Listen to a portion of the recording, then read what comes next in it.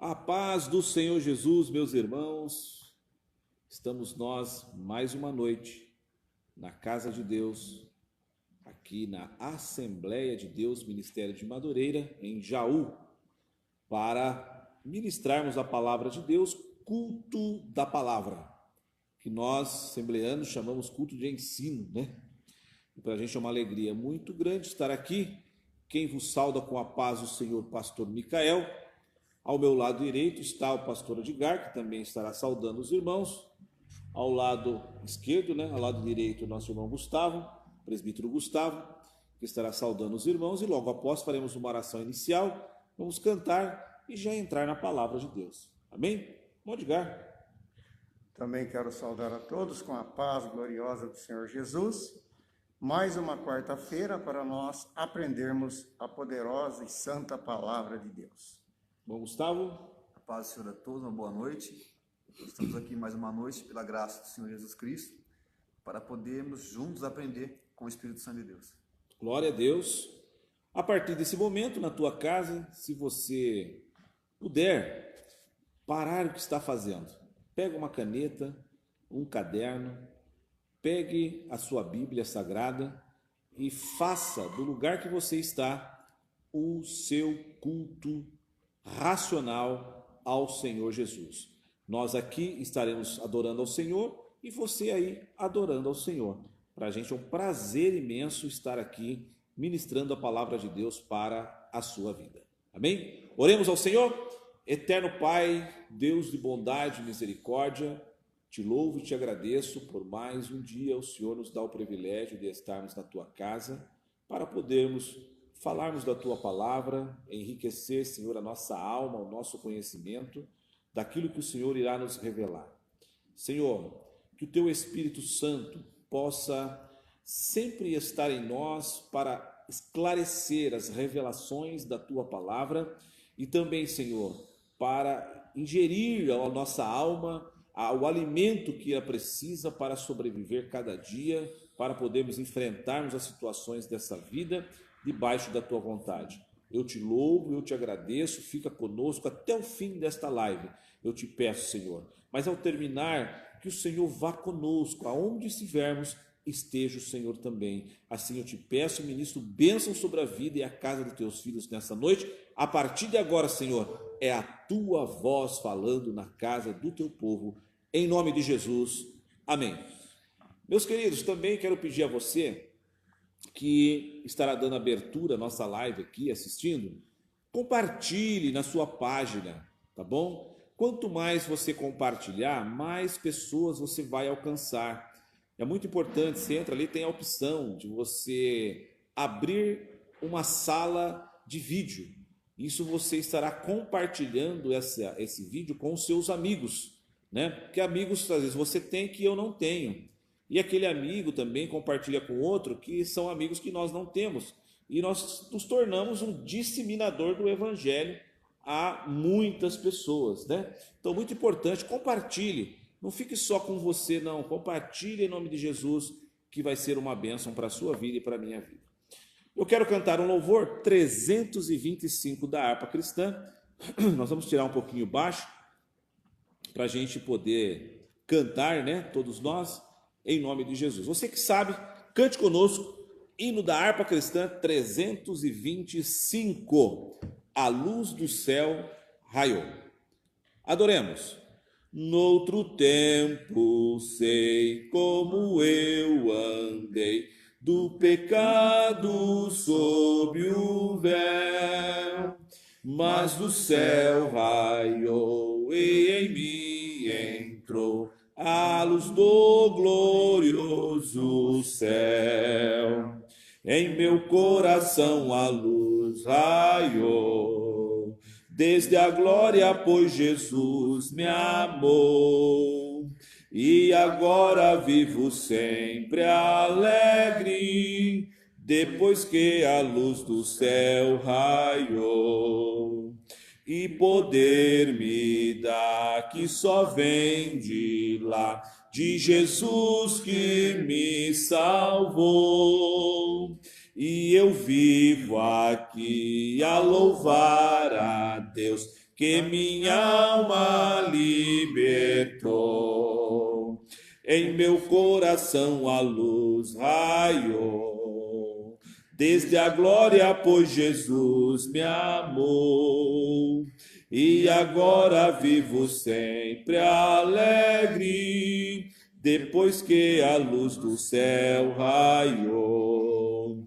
O descanso entrou e o lutar findou, com Jesus meu Salvador.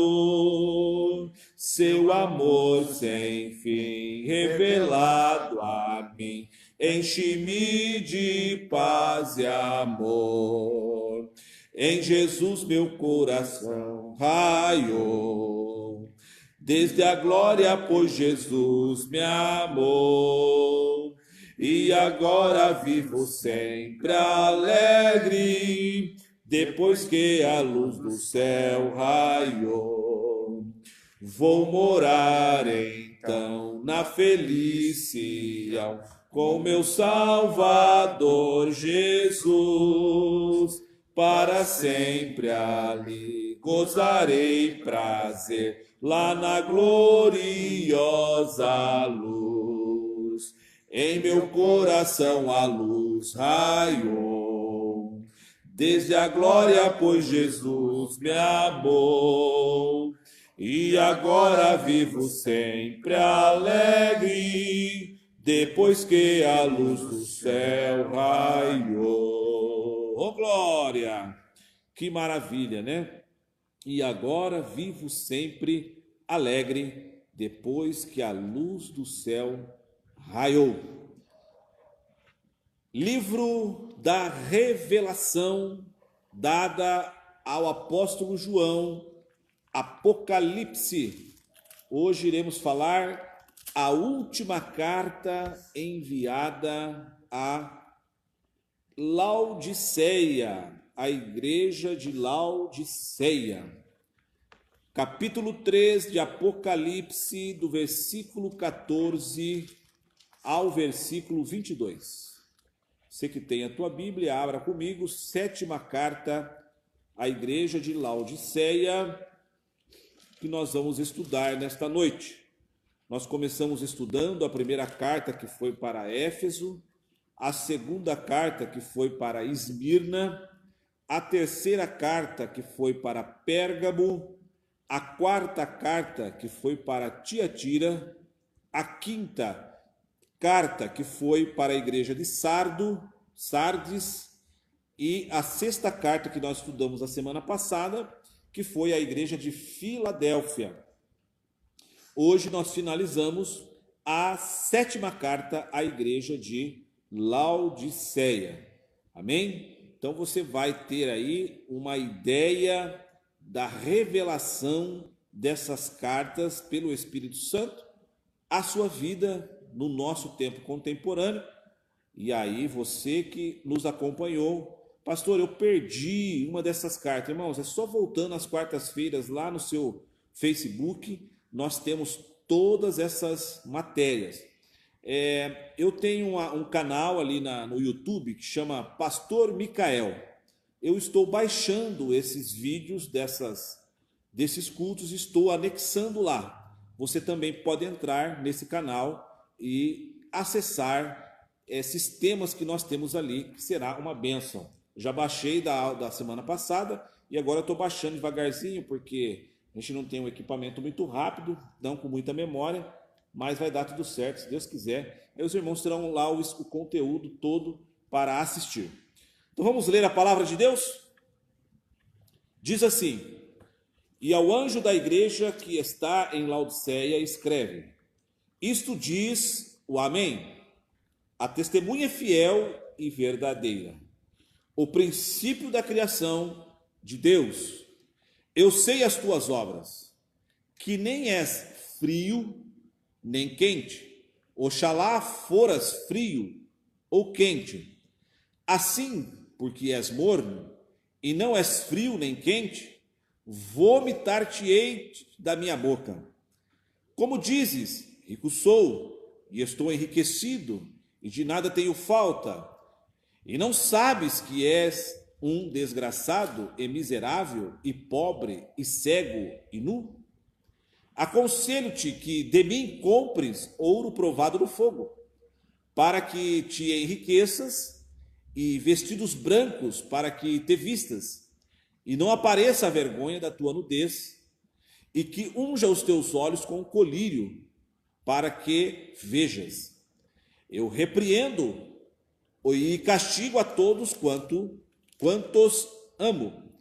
Se, pois, zeloso, e arrepende-te, eis que estou à porta e bato.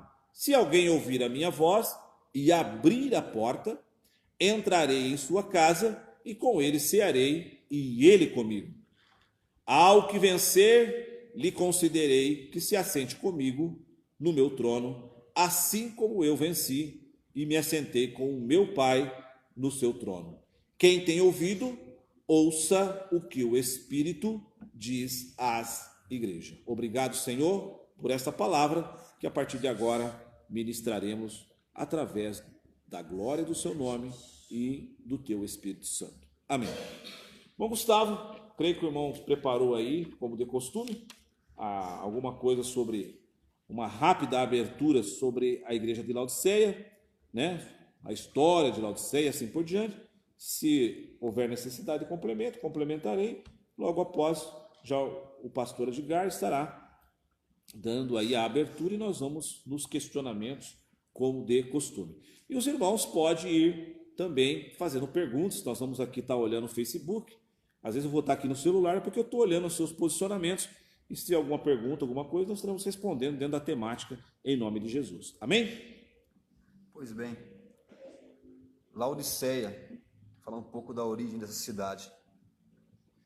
Laodiceia foi reconstruída várias vezes por causa de terremotos. Originalmente, na época dos gregos, a cidade chamava-se Dióspolis, ou cidade de Zeus, porque Zeus era um grande patrono da cidade. Só que quando Antíoco Epifânio destruiu várias cidades da região, ele também destruiu a cidade de Dióspolis. Porém, a esposa dele, chamada Laodice, gostou tanto da cidade que ela pediu ao marido que ele a homenageasse, dando à cidade o nome de Laodiceia. Só que na época, para que Antíoco conseguisse trocar o nome da cidade Dióspolis para Laodiceia, ele tinha que destruir a cidade e recomeçar do zero, e impor um novo nome àquela cidade. Só que sua esposa queria pôr o seu nome àquela cidade, justamente pela beleza da mesma. Então, Antíoco tem a ideia de trazer investimentos para a cidade, no intuito de ganhar uma troca de favores. Então ele seduz, ele adula ao povo e consegue trocar o nome da cidade de Dióspolis para Laodiceia, em homenagem à sua esposa Laodice. Por isso, então, a cidade tem esse nome de Laodiceia. O povo trocou a religião, o Deus deles, a saber, Zeus, pelos favores do homem. Laodiceia representa o 7º período da igreja. Na época, os membros daquela igreja trocaram o Deus deles, a religião, a fé que eles tinham por favores de homens. E a nossa igreja, a igreja desse século presente, não tem sido diferente. Tem trocado a fé, costumes por favores de homens. Além disso, existem alguns outros fatores curiosos com relação à cidade. Um deles é que Laodiceia foi construída uma das maiores escolas de medicina da região, e uma escola que era especializada como oftalmologia. E além disso, eles produziam um tipo de lã negra, que era muito cara, e que acabava sendo uma espécie de padrão da moda daquele tempo. É por isso que Jesus Cristo disse no versículo 18: aconselho que vocês comprem de mim ouro para que vocês possam se enriquecer, colírio para que vocês possam ungir os olhos, a fim de que vejam aquilo que vocês não estão enxergando. E também vestes, porém não negras, que eram as vestes da moda da época, mas vestes brancas da minha justiça. O último detalhe curioso de Laodiceia era sobre a água daquele lugar. A água daquele lugar era uma água vinda de fontes termáticas. E além disso, era uma água salobra, que causava ânsia ao beber. É por isso que Jesus Cristo, no versículo 16, ele compara essa igreja com uma igreja morna, como a água salobra daquele lugar que, ao alguém beber, lhe causava ânsia. A palavra grega Laodiceia é uma junção de duas palavras, laos, que significa povo, e dike, que significa justa ou justiça. Então, Laodiceia pode ser traduzida de duas maneiras: julgamento do povo ou povo que julga. Levando em consideração um desses significados, olha a ironia tragicômica. Como está o cristianismo hoje em dia? O povo julgando pessoas. Meu Deus. A única coisa que eu acrescentaria aí é que Laodiceia também, ela tinha algo interessante, que era a riqueza, né? Laodiceia era a cidade mais rica da Frígia. Por quê?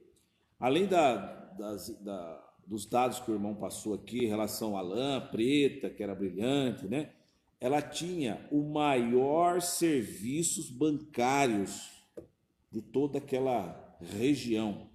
Então era uma cidade de muito dinheiro, né? Por isso que o versículo 17 diz: rico sou e estou enriquecido, porque eles tinham fartura, a riqueza, o ouro, né?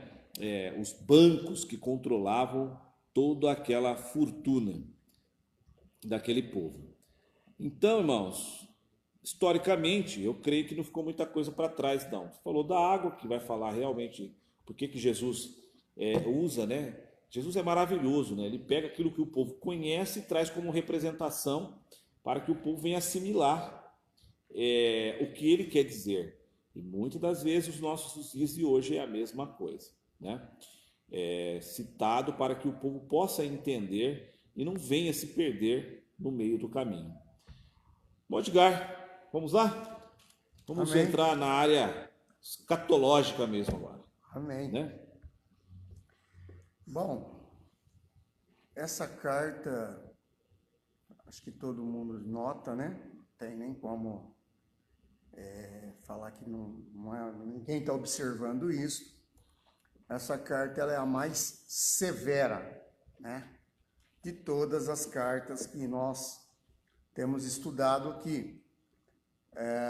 Nós vemos aqui nenhum elogio, não tem nenhum elogio para esta igreja. Essa igreja está realmente ruim. As coisas estão ruins por lá. Não andam bem, né? Não andam bem. Pois bem, o irmão Gustavo, o nobre presbítero, ele descreveu a cidade, né? Que é onde a gente vai associar com a igreja. Porque essa cidade era uma cidade rica, extremamente rica, né? O pastor colocou aqui, já frisou. E próspera, uma cidade próspera, não faltava nada nessa cidade. Verdade. Não tinha nada, não tinha falta nenhuma. Das 7 cidades onde estão essas 7 igrejas, essa é a que mais destacava em nobreza, né? Era uma cidade nobre. E a igreja, pelo texto bíblico, pela carta, nós vemos que ela se associou, ganhou a cara desta cidade. A cara dessa cidade, a igreja e a cidade estavam junto nessa, né? Se conformou, né? Se conformou ali, se associou, casou-se com o sistema, né? Casou-se com o sistema de governo da cidade e estava tudo em casa e amém, e vamos dar uns glória a Deus e está tudo bem. Tá tudo certo. Tá tudo certo. Laodiceia, como o pastor já colocou, era o centro bancário das pessoas ricas ali. Tinha ali muita riqueza, eram muito prósperas. E a igreja também se tornou rica, né? Sendo um centro bancário, na verdade, riqueza naquela região. A igreja, se associando, diferente das outras, né, que a gente viu aqui. Ela se associou e também se tornou uma igreja extremamente rica. A cidade, como o irmão Gustavo colocou, na área têxtil era número 1 também. A número 1, né? Ele colocou aqui a lã negra, etc. e tal. A cidade virou destaque nisso aí. Também na área de oftalmologia também se tornou número 1. Exatamente. Né? No tratamento de vista na época, também número 1. Eles haviam ali, estava adiantado na medicina em relação a isso. Oftalmologia, né? Exatamente. E a cidade também produzia ouro, minas de ouro, enfim. Era uma cidade extremamente rica, era uma cidade moderna da época. Na época, se chamava a atenção demais essa cidade. E ela possuía, para a gente já começar devagar e já indo para o texto, que Jesus usou muito as características da cidade para falar com essa igreja. Usou totalmente as características da cidade para falar com a igreja. Então, ela possuía águas térmicas extraídas da natureza, né? E essas águas... Não eram dela. Não tinha água na cidade. Exatamente. Vinha de outras cidades. De outras cidades que eu vou descrever aqui. 10 quilômetros. Né? E ela chegava, essa água lá, morna, né? Com esse trajeto, ela recebia esta água morna. Aí a gente vê o Senhor falar a respeito do fervor entre linhas aqui, que deveria ter esta igreja, que caracterizou que essa água morna, né? Vindo por aquedutos. Vamos começar aqui lendo Apocalipse, então, 3 e 14, para a gente já ir descrevendo aquilo que o Senhor nos colocou no coração, né? Diz assim na King James, né? Ao anjo de Laodiceia escreve assim: declara o amém. Quem é o amém? O amém aqui é o próprio nosso Senhor Jesus Cristo, né? Ele aqui é a confirmação de Deus, o amém, né? O amém. A testemunha fiel e verdadeira ao soberano da criação de Deus. Olha que lindo, olha que lindo. O soberano da criação de Deus. Então ele se descreve aqui desta forma, se apresentando para essa igreja, já indo para o versículo 15. Conheço as tuas obras, sei que não és frio e nem quente. Antes fosse frio ou quente, pelo menos tinha uma posição. Porque não dá da forma que está aí. Em cima do muro. Em cima do muro, né? Se escondendo aí. Ou é frio ou é quente, né? Então, nós vemos aqui, eu gostaria de criar aqui um entre parênteses e falar um pouco sobre o fervor, né? Que as igrejas têm perdido muito antes de entrar no texto, né? As igrejas têm perdido muito o fervor. Existe um fervor hoje meio fanático, que ele é baseado em achismo e em experiências de terceiro. Eu não sei como que aquela igreja ela se apresentava nessa área, né? Mas hoje, as laodiceias de hoje enganam bem. As laodiceias de hoje enganam bem. E às vezes a gente vê um fervor lá que não é um achismo, é uma outra doutrina que entrou naquele lugar, né? E eles, na verdade, não têm o fervor que o Senhor pede nessa carta para que eu tenha, né? E esse fervor pode-se descrever um fervor de forma morna, uma mornidão em determinadas igrejas, né? E o fervor bíblico, ele é baseado na palavra, na verdade de Deus, né? É baseado na palavra. Fervor não é aquele fervor que muitos descrevem, baseado em achismo, em sonhos, em visagem, Não é esse tipo de fervor. O fervor que o Senhor quer de nós é um fervor baseado Na palavra. na palavra de Deus.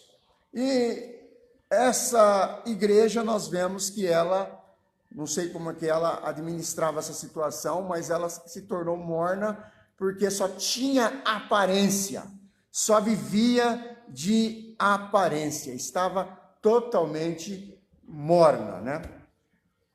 Dizia ele ser ricos, sendo mornos, ricos e abastecidos, né? Abastecidos, ricos. Quantos que a gente vê também, né, pastor? Que se acham, né?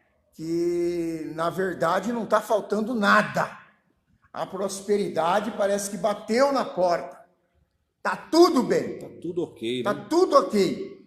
Mas na verdade precisa ver se realmente, né? Tá tudo ok. Será que se o Senhor endereçar uma carta a esse local, será que ele vai descrever que está realmente tudo bem? E tem muita gente aí que a gente olha, né, nos quatro cantos da terra, a gente vê muitas igrejas aí, catedrais, coisas lindas, maravilhosas, um povo belo, bonito, com aparência, mas o exterior, o interior, não sei, nós não podemos julgar, mas hoje nesse estudo, eu acho que quem nos ouve deverá refletir melhor essa questão, né? Reflita melhor, assim que nós terminarmos esse estudo, em que posição nós estamos, colocando a gente também. Em que posição nós estamos, né? Será que nós não temos as mesmas características desta igreja, a igreja de Laodiceia? Né, pastor? Exatamente. É interessante o primeiro versículo que você leu, porque ele traz essa referência do amém, da testemunha fiel e verdadeira e do princípio da criação de Deus, né? O amém no hebraico, ele significa certamente, verdadeiramente, né? Você pode ver que existem várias passagens da Bíblia que terminam com o amém, né? A testemunha verdadeira, que nós já falamos aqui, é o próprio Jesus, né? Que também está escrito no capítulo 1, verso 5. E o princípio da criação, essa expressão é o eu sou, né? É aquele que estava ali, o verbo, né? Encarnado, na expressão haja, né? Que se fez. Só que essa igreja, é muito interessante essa questão que você coloca, porque o próprio Jesus fala, oxalá, né? Foras frio ou quente. Porque, às vezes, essa questão do crente estar nesse posicionamento de fervor, há uma confusão muito grande nos nossos dias de hoje, né? Hoje, o que opera no meio do povo de Deus é quão mais status a igreja tem, mais forte ela é. E as pessoas mais lá querem estar. Quanto menor a igreja é e simples ela é, mais longe as pessoas querem estar, né? E na verdade, a riqueza, né, e o não faltar nada não é símbolo de fervor e nem de presença. Nós vamos ver aqui no decorrer do estudo que o próprio Jesus chama essa atitude fora da presença dele de desgraça, né? Porque fala desgraçado, miserável, pobre, cego e nu. Então a colocação é muito interessante para que a igreja, o povo de Deus possa observar, dar valor à palavra. Certa feita alguém me perguntou assim, pastor, que igreja é boa para mim congregar? Eu falei, aquela que prega a palavra genuína. Essa é a melhor igreja que existe. Ah, mas aquela lá é pentecostal, o pessoal pula, tal, grita. Amém? Isso não é símbolo de fervor. Ah, aquela lá o pessoal não pula, não grita, tal, é conservador. Mas isso não é símbolo de frieza. Não é? Às vezes a pessoa lá não dá glória alto, não dá pulo alto, não tem as mazelas paralelas que nós vemos no meio do povo de Deus, mas se a pessoa tiver uma vida com Deus, vive a palavra como ela é, ele é definido. Ele é definido. Porque Jesus está cobrando aqui dessa igreja uma definição. Uma posição. Sai dessa posição de mornidão. Você quer ser frio? Seja frio. Você quer ser quente? Seja quente. Porque se alguém tocar em você, esse é quente. Não, esse é frio. Agora você fica na mornidão, ele diz que vomitar-te-á, né? Posso fazer uma pergunta? Sim. A minha pergunta é retórica, mas ao ensinar minha retórica, eu gostaria que os pastores complementassem essa pergunta, que talvez seja a pergunta de alguns que estão em casa. A pergunta é: quem que se enquadra no perfil de morno? Minha retórica é a seguinte: morno é aquele que está a caminho, que está na indecisão. Conheço pessoas que falam assim: eu não roubo, não faço mal para ninguém, só que eu estou na minha. Não quero participar de cultos, não quero ir para a igreja, mas eu não faço mal para ninguém. Na minha concepção, esse se encaixa como morno, que ele não avança, ele está na indecisão. Ele não quer ir nem retroceder, está no meio termo. O que para os pastores seriam alguém morno? Minha opinião, adoço as suas palavras, né? E complemento da seguinte forma: o morno é aquele que é crente camaleão, né? Onde ele está, ele se enquadra, né? Você está lá no trabalho, tem lá alguma coisa que contradiz a palavra, ele não está nem aí. Beneficiou ele, Ele se enturma lá, ele vai ganhar, ele vai ter benefício com aquilo, né? Ele não se declara, né? Na igreja ele dá uns glória, dá uns pulos, é uma bênção. Aí ele vai numa festa, tá rolando o que aí na festa? Espera aí, não vou ficar por baixo não, entendeu? Para mim morno é aquele camarada indeciso. Ele não se omite, porém não... Ele não se omite. Podem até saber quem ele é, mas ele está sempre misturado, entendeu? Muito bem. Eu vou complementar a sua fala, de irmão, aqui, dizendo o seguinte: por que Jesus usa esse exemplo? Porque as águas termais de Irápolis, água termal é água quente. Lembra aí do Termas de, como chama aqui? Laranjais, São Pedro. Tem outro aqui para trás também, perto de São José dos Campos, ali, São José do Rio Preto. Esqueço o nome ali. Essas águas termais, ela ajudava nos tratamentos de alguns problemas de saúde. A água quente da cidade de Herápolis, ela ajudava a tratamento de saúde. As águas frias que vinham de Colosso, ela era boa para beber. Mas quando encontrava esta água quente, que era canalizada, e chegava a água fria de Colosso, se encontrava para canalizar, para ir para Laodiceia, o encontro da água quente e da água fria mornava. Quando eles iam beber, dava ânsia de vômito.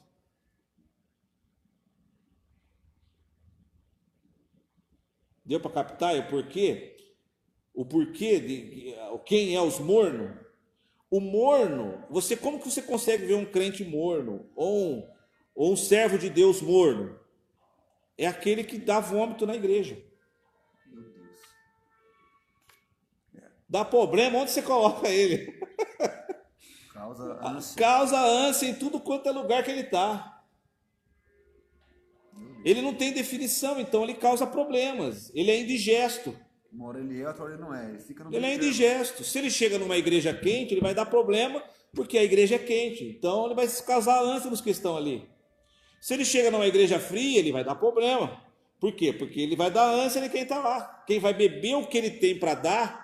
Não é isso que Jesus falou? Mulher, se tu soubesses a água que eu posso lhe dar, brotaria de dentro de você águas vivas e nunca mais terá sede. A água que brota de dentro do camarada que é indeciso é morna. Então quem bebe daquela água tem vontade de vomitar. Meu Deus. No mundo espiritual, o que isso representa? Tudo que um crente morno fala para alguém, vou dar um exemplo para vocês aqui, vivido aqui na nossa casa. Tinha uma pessoa aqui na igreja que era uma benção para ganhar alma, mas na mesma velocidade que ela ganhava, ela jogava fora. Ela ia lá, trazia a pessoa se convertia, ela dava todo o suporte necessário, mas 2, 3 meses ela já arrumava uma confusão com aquela pessoa, a pessoa saía falando mal da igreja, falando mal de tudo, não queria mais nem ver crente na frente. O que é isso? É crente frio, crente quente ou crente morno? A definição é simples. Jesus ele usa exatamente a metáfora daquilo que é real para eles ali, para colocar na igreja. O sentimento que ele tinha. Exatamente. Então, por isso que o crente não pode, isso que o irmão Edgar disse, o crente não pode ser em cima do muro. Ele tem que definir o que ele quer. Por quê? Porque ele é fonte de vida para quem chega até ele. Colocação bonita que o senhor fez. A água é a palavra. Exato. Então, que fonte que eu estou sendo? Fria, que água eu estou vertendo? quente. Você é água quente que cura os enfermos? Você é a água fria que mata a sede? Ou você é a água morna que dá vômito quem bebe aquilo que você faz? Águas atitudes, né? Interessante. Continua aí, chefe. Bom, o pastor descreveu aí o encontro dessas águas, né? No caso, essa característica, isso acontecia de fato em 2 cidades da região, Colossos e Herápolis, né? Hierápolis. Colossos era água fria, Isso. né? E uma água pura, uma água boa, né? Água doce, né? Doce. E Herápolis era uma água quente, né? Que também servia para a medicina, essas águas. E essas águas, ele disse muito bem, colocou muito bem, que no seu encontro era onde, por montanhas, aquedutos de montanhas, chegava a Laodiceia, né? E aí chegavam mornas. E o Senhor Jesus viu toda essa região, né? Como é que funcionava, e encaixou certinho na mensagem que ele queria passar para Laodiceia através dessa última carta, né? Pegando as características, causas da região, da época ali que acontecia, né? Imagine, não tinha geladeira na época, né, pastor? Tinha geladeira, não tinha nada, porque poderia eles pegarem então essa água, colocar na geladeira, né? Filtrar, né? Filtrar, fazer um trabalho para tomar. Colocar lá areia, carvão. Né? Então, dependendo da época do tempo, tal, lá o clima, tinha que beber ela quente, né? Aí bebia quente, é o que o pastor colocou muito bem, eles passavam mal, dava problema, né? Jesus, sabendo toda essa situação, então compara este problema com a igreja local. A igreja vivia de forma espiritual esse mesmo problema. Olha aí o versículo 16. E por este motivo, porque és morno e não és frio nem quente, estou ponto de vomitar-te da minha boca. Meu Deus do céu. Mesmo assim, a gente ainda vê aqui uma coisa boa. Porque você vê que aqui na versão King James, na versão João Ferreira de Almeida, ele fala vomitar-te-ei, né? Ele lança uma ação futura, né? Aqui está dizendo, estou a ponto de. Né? Exatamente. A gente aqui, por incrível que pareça, né? Exercitando a mente, a gente ainda vê uma coisa boa, fato, alguma coisa positiva, né? Significa que o Senhor ainda está tentando engolir essa igreja. Exato. Ingerir essa igreja. Estou com vocês aqui, ó. Só que eu estou a ponto, estou avisando, olha, estou a ponto de vomitar. Então o Senhor está avisando que ó, vai vomitar. Não está descendo, não. Não estou conseguindo que desça isso. Então, de qualquer forma, o Senhor aqui está demonstrando amor. Exato. Né? A gente falou muito bem no estudo passado do amor, né? Aquele amor que incondicional, Incondicional, né? que ele tinha com a igreja que nós aqui estudamos na quarta-feira passada. Essa ele não está fugindo, não. A gente vê aqui que há amor também. Claro que não é um amor declarado, eu te amo no presente. Eu te amo no contexto de igreja. Eu te amo, a ponto de... Exatamente. A correção, biblicamente falando, ela é composta por amor, né? Exatamente. A Bíblia, quem corrige ama, não é isso? Exato. Exatamente. Então, aqui nesse versículo, a gente vê que o Senhor ameaça essa situação. Não viu? Não vai dar. Se continuar desse jeito, eu vou vomitar também. Eu vou vomitar isso. Eu não estou conseguindo engolir isso. Esse trem não. Está difícil. Né?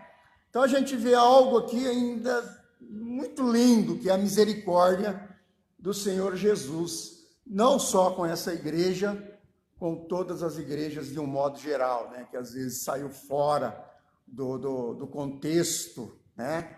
Espiritual que a palavra nos recomenda, mas há oportunidade de ainda se acertar. Exato. Né?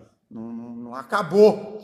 Né? Não precisa descrever como o fim do mundo, que acabou, que não tem mais jeito, não tem mais saída, está todo mundo desviado. Pode até estar todo mundo desviado, né? Mas o Senhor ainda está tentando, né, de certa forma, resgatar essas vidas, essas almas, né? Porque duro e ardio é o inferno, né?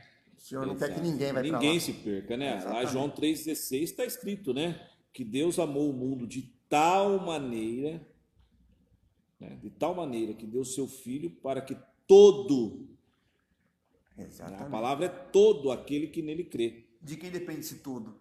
Hoje da gente mesmo. Né? Seria uma troca de favores, né? Nos salvou, vamos tentar fazer com que o desejo ele venha acontecer. Exatamente.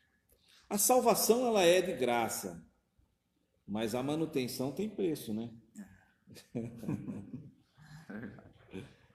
Pode continuar, gente. Versículo 17, King James. E ainda dizes: estou rico, conquistei muitas riquezas e não preciso de mais nada. Contudo, não reconheces que és miserável, digno de compaixão, pobre, cego e que está nu. Meu Deus. Que situação desta igreja. Ela mentia para si mesma, né? Ou seja, ela enganava a si mesma, né? Não representava, né? Não refletia esse verdadeiro estado estereótipo dela, não refletia o interior como que estava, né? Exatamente. Era uma igreja que a sua verdade era só da visão humana. É aquela coisa, eu sempre falo, às vezes brincando, cuidado quando você quer ser santo demais. Porque a santidade demais te coloca numa posição de julgar. E aí, quando você comete as suas falhas, o seu próprio julgamento vem contra você. É o que está lá em 1 Coríntios, capítulo 11, quando o apóstolo Paulo fala, né? Não julgueis, mas julgai-vos a vós mesmos. Porque quando sois julgados, né? Sois julgados não para condenação. Mas aí é Cristo que está te julgando, né? Cristo que está te julgando.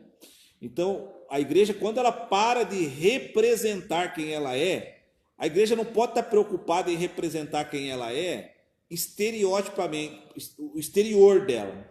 Não. Porque fora vai aparecer aquilo que é dentro. Se dentro é luz, fora vai ter luminosidade. Se dentro é trevas, fora vai ser escuridão. Não tem como. Era o que essa igreja, ela vendia.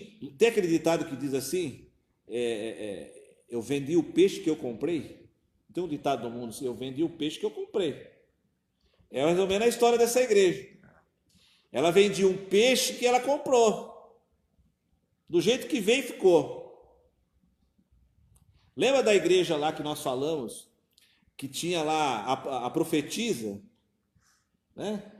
que profetizava lá com o camarada, tinha que pecar para ele saber como que era. É mais ou menos a história que eles foram lá e falaram, não, pode pecar aqui, para vocês saberem como que é. Isabel. Só que eles pecaram e aí se conformaram com a situação e pregavam um evangelho que não era verdade. Né? Por isso que Jesus vai falar fortemente aí, né? Desgraçado, miserável, cego, nu, meu Deus. O senhor disse aí, né, que tem pessoas que julgam muito o alheio. E o que acontece para que as pessoas venham aderir a esse negócio de julgar os outros? Crescer só na graça.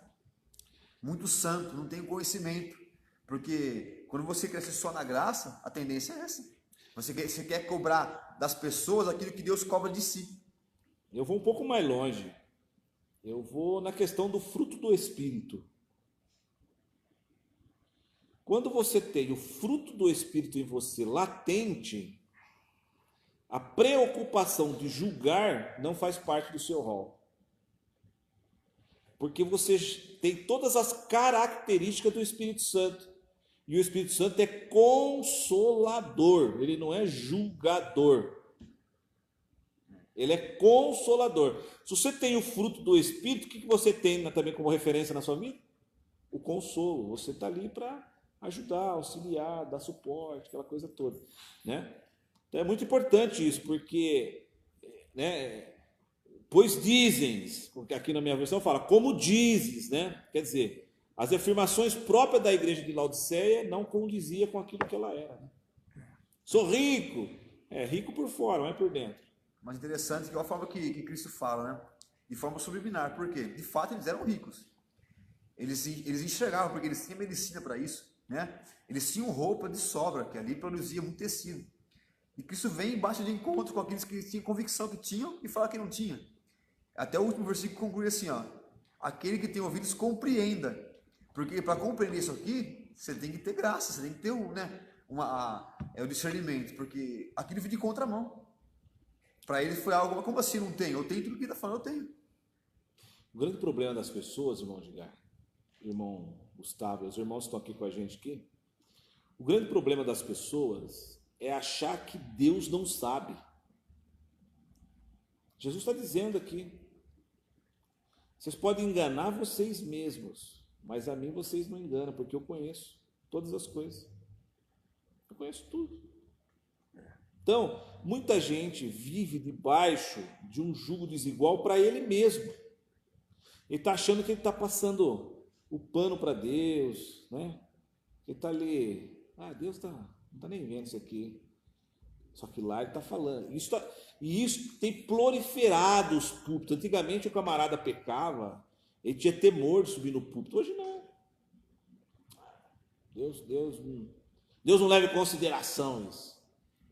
É o morno. E quanta gente só bebendo essa água.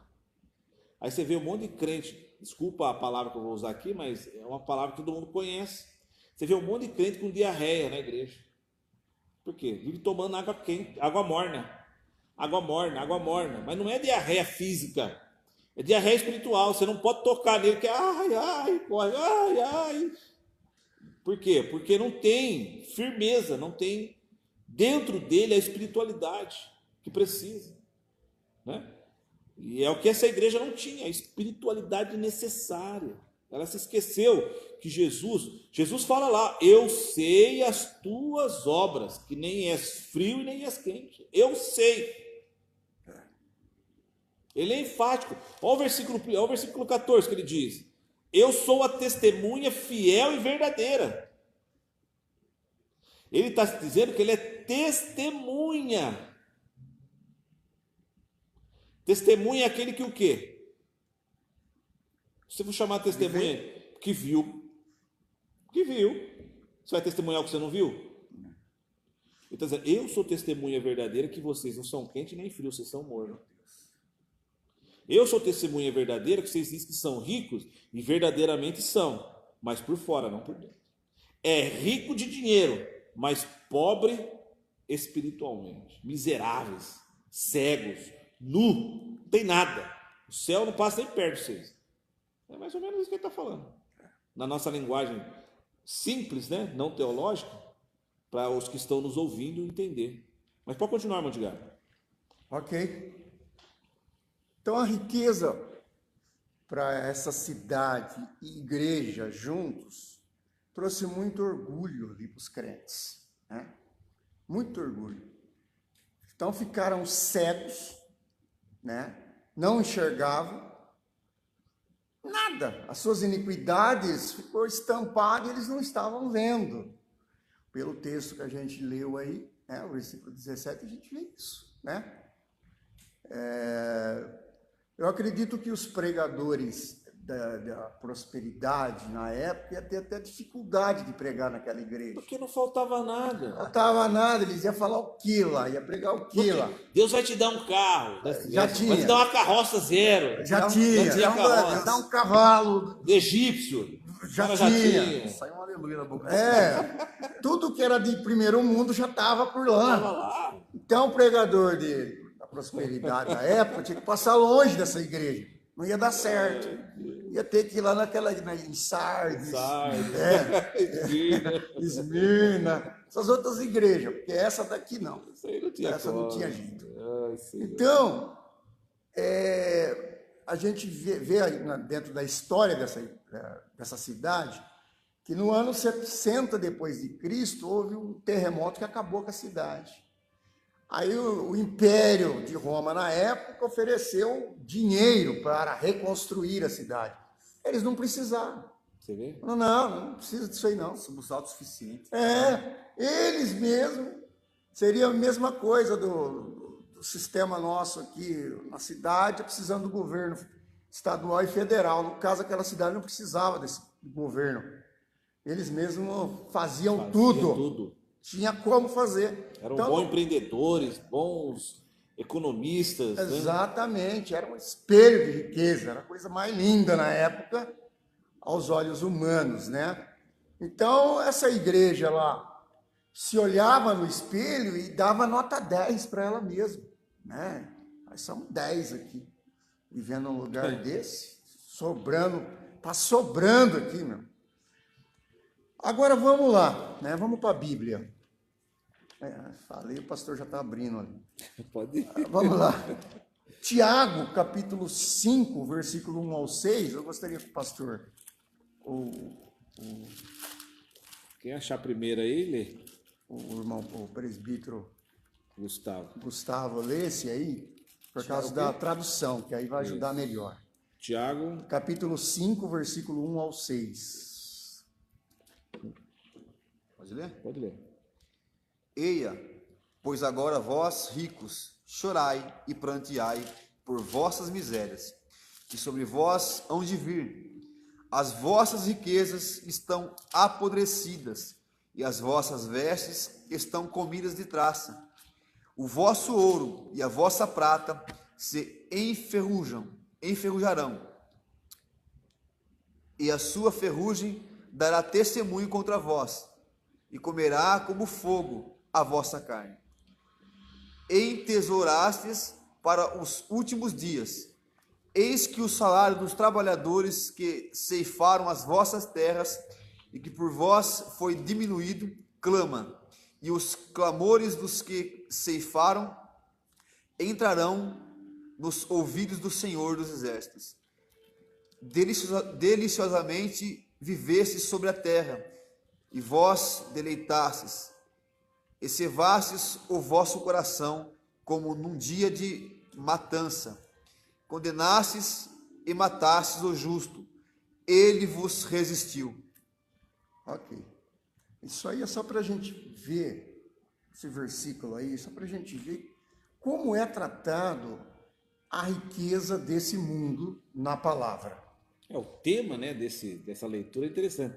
Condenação dos ricos opressores. Olha aí. Essa igreja estava nesse caminho, né?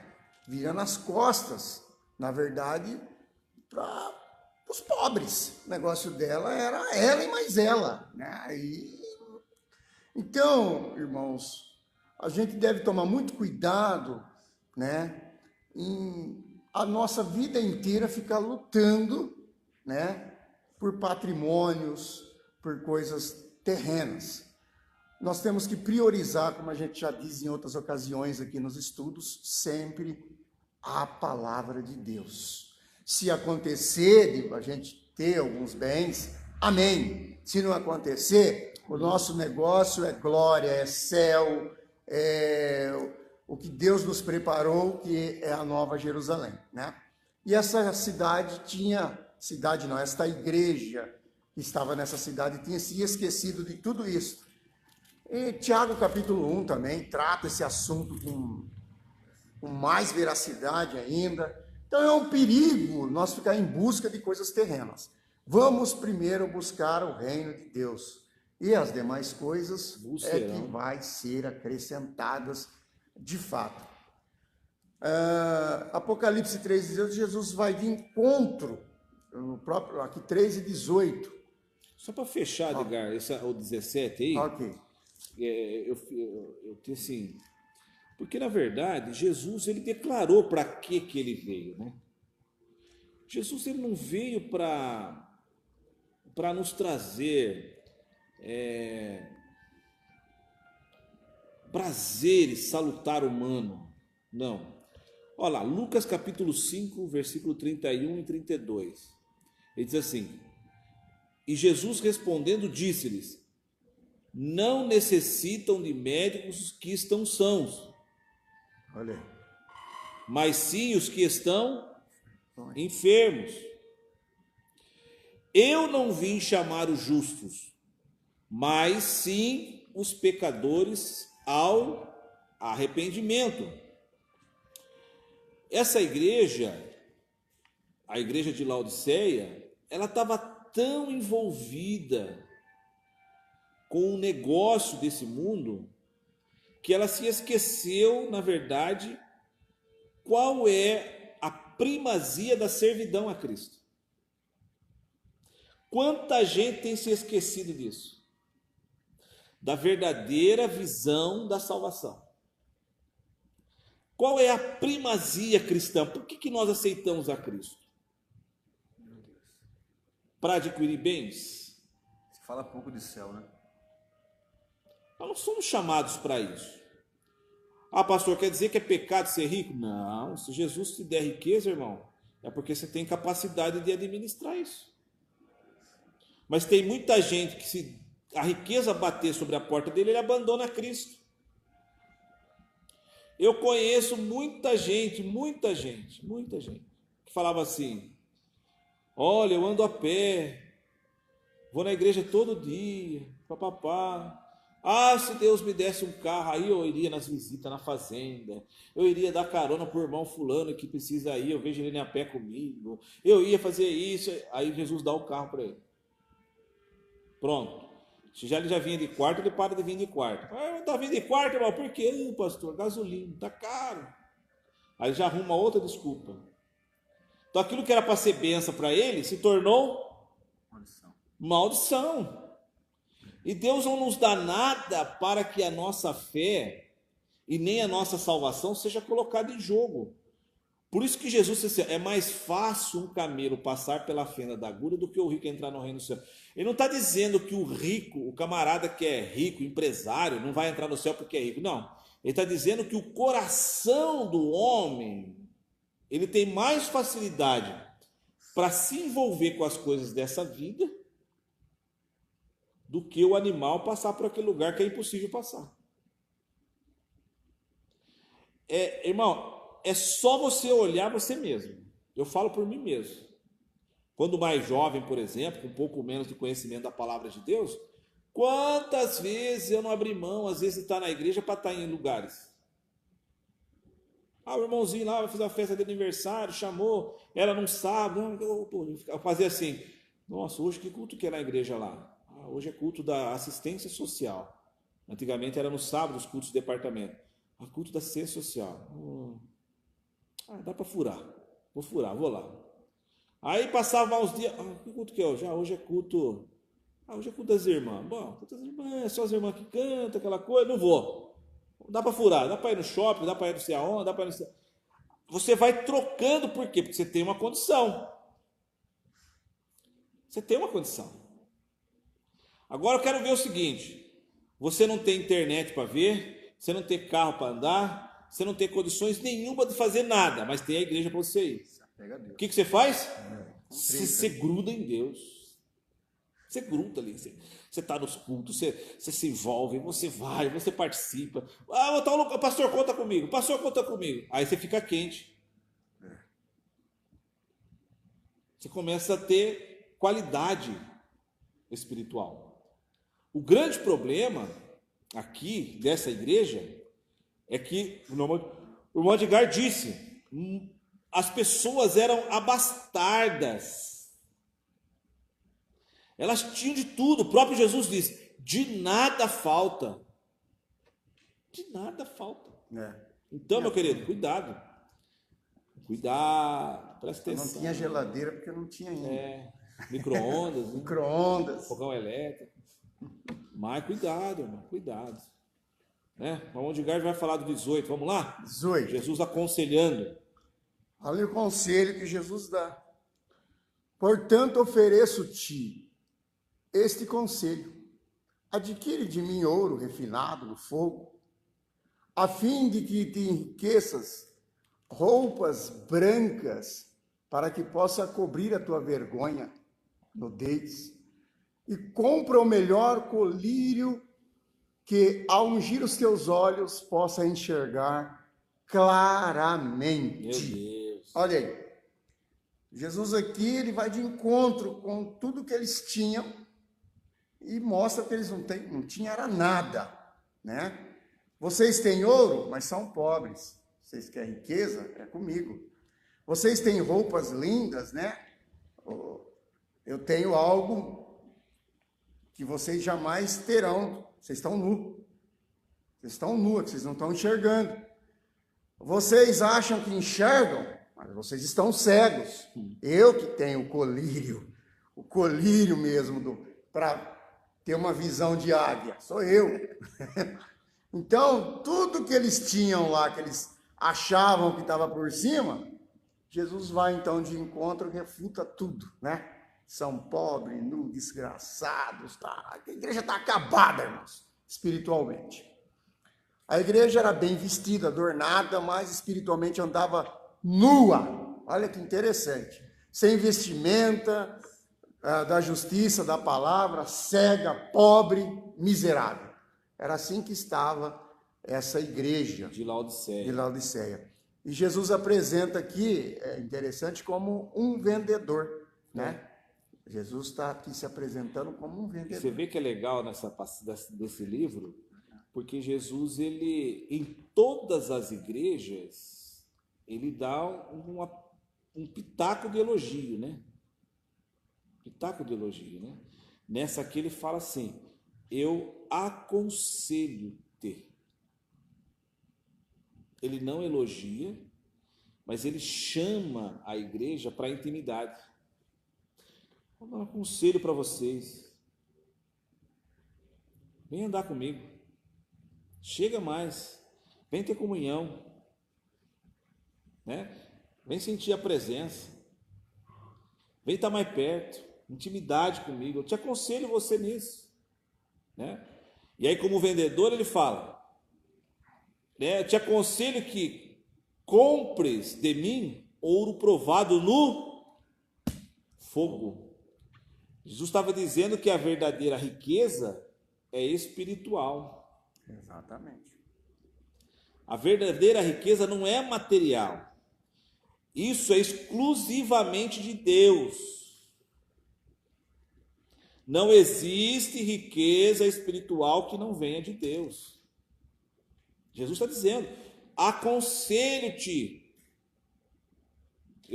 Vou usar a metáfora do vendedor aí. Eu sou o melhor vendedor espiritual que tem.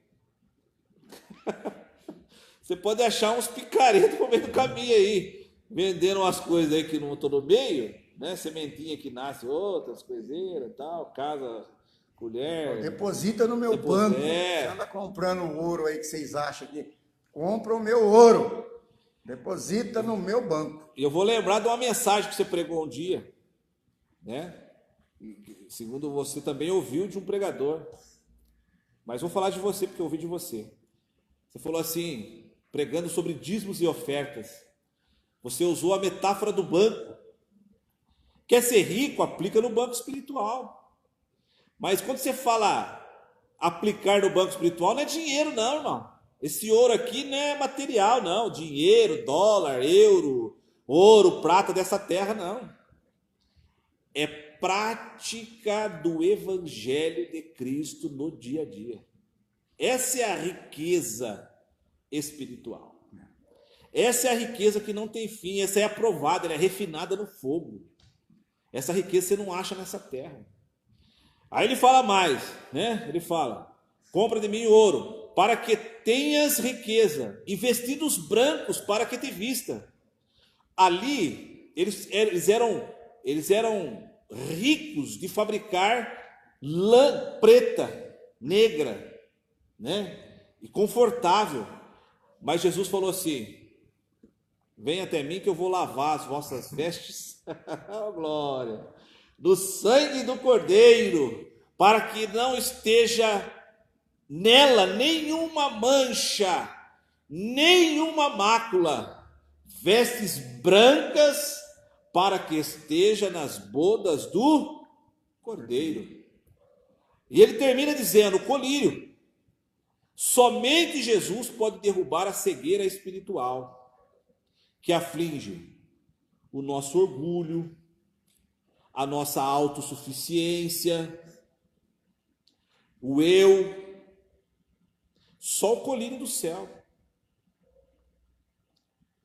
Quando você começar a achar que você é alguma coisa, você está ficando cego. Está começando a entrar catarata. Tem uma outra doença do olho que chama lá, que deixa o camarada cego, como chama? Glaucoma. Né? Está começando a ter essas doenças espirituais. Aí você vai para o joelho, você vai lá para o aconselho. Aconselho-te, ô Senhor, eu vim aqui pedir um conselho. O que foi, meu filho? Estou começando a achar que eu sou. Estou começando a achar que eu sou autossuficiente. Que eu já sou, já tenho tudo, não preciso de nada. Aí Jesus vai te dar: filho, você precisa de um colírio, vem cá. Vamos pegar um colírio do céu, que esse colírio aqui limpa tudo.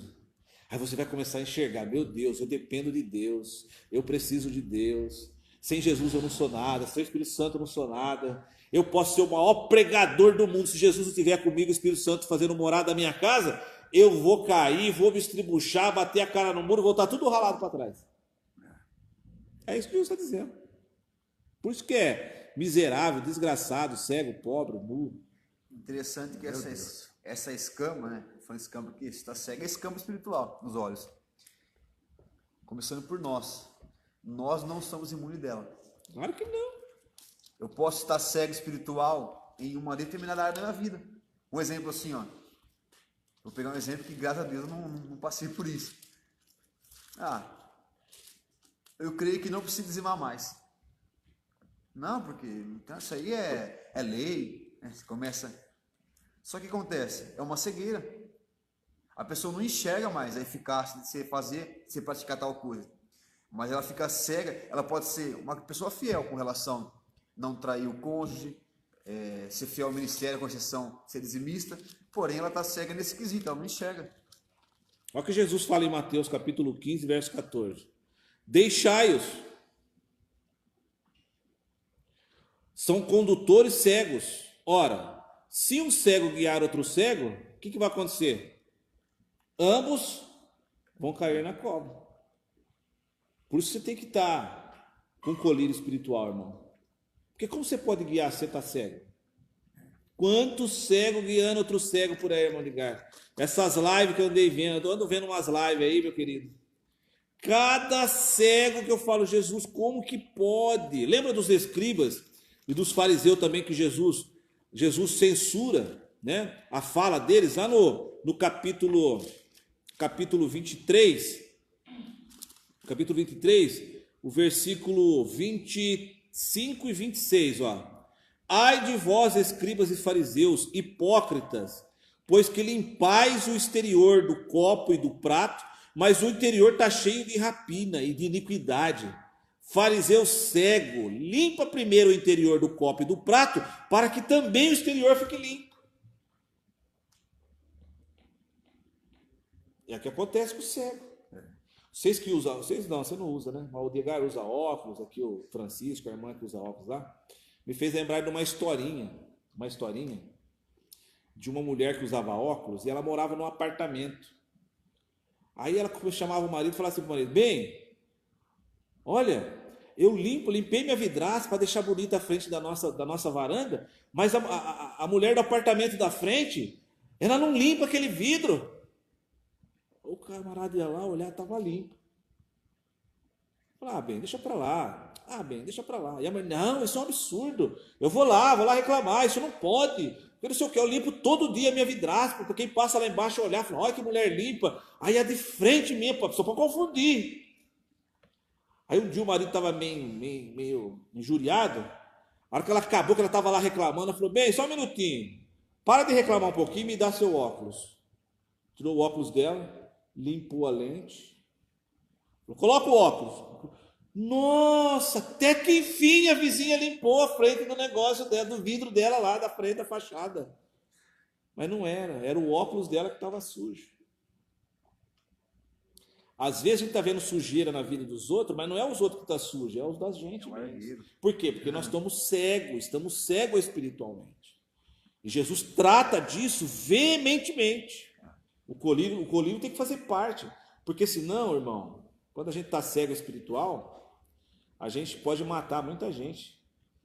Porque você fala: o inimigo está ali, você vai atirar a flecha, e a verdade é um irmão que está lá. Você acerta a flecha no irmão. Às vezes você está até com as armaduras, né? Revestivos da armadura de Deus. Mas você pega a flecha, você está meio cego, começando a andar, ficando cego, aí você vai, ao invés de matar você mata o irmão. Cego ao ponto de não discernir quem que é o inimigo verdadeiro. Quem que é o inimigo verdadeiro. Começa com: não, aquele rapaz me persegue, mas não, quem que é o nosso inimigo? Não é o ser humano, mas é o que age nele. Exatamente. E essa cegueira, tem muitos cristãos que estão sendo pegos para essa cegueira. Muita gente. Brigando contra a carne. Exatamente. Mas pode dar continuidade, irmão Edgar. Desculpa aí as intervenções. Não, é assim mesmo. Imagina. Ainda no 18, complementando, agora o vendedor, nosso Jesus, agora oferecendo ouro, oferecendo vestes. E oferecendo um colírio aqui que é tremendo, né? Porque era o que estava precisando naquela igreja. Interessante que o pagamento que eles tinham não é servir, porque eles estão pobres, desgraçados, que a gente vê no próprio texto, né? Então, o pagamento que o Senhor exige é que olhasse dentro de si, cada um ali, e reconhecesse as suas iniquidades, as suas faltas, visse essa pobreza, ela reconhecer, se arrepender. Que é o 19, né? Que é o 19, que é o que nós vamos entrar, né? Eu repreendo e corrijo a todos quanto amo. Se, pois, diligente e arrepender-te, ponto. Então o Senhor está dizendo aqui, olha, te arrepende porque essa correção faz parte do amor que eu tenho por vocês.